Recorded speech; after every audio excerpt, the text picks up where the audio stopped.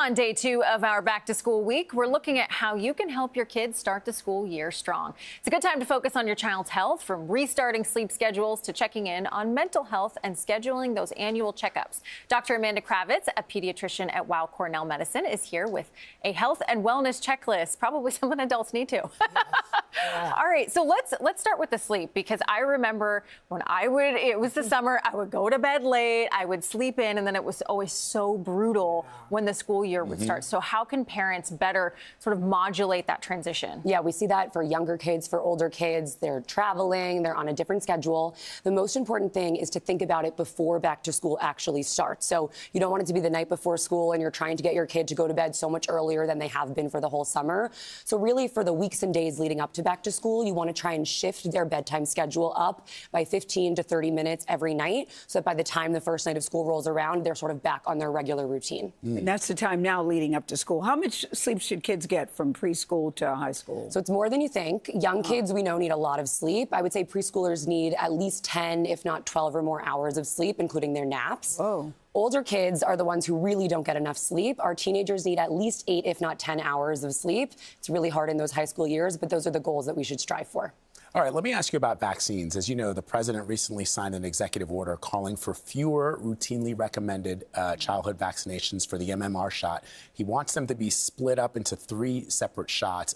It doesn't change state vaccination requirements, but what should parents keep in mind given that this executive order is going into effect?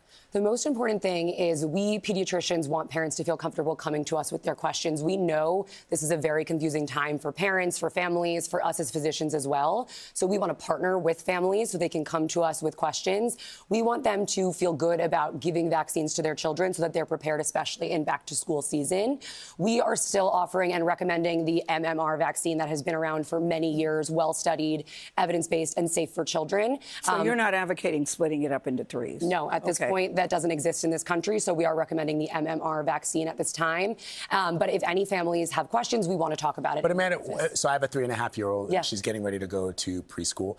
Or she is in preschool, but she's getting ready to go to 3K. If a child isn't vaccinated and my child is, are there risks? There's always risks. There's something that we're looking for called herd immunity, where we need a certain number of the population to be vaccinated to really protect the entire population from disease.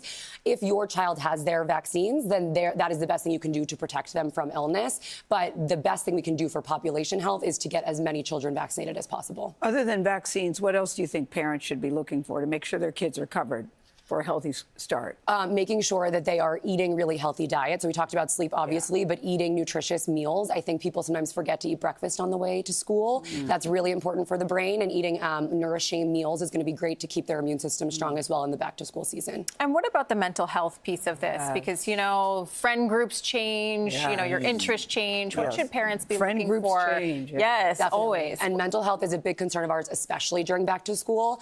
We see lots of, back to school jitters are very common.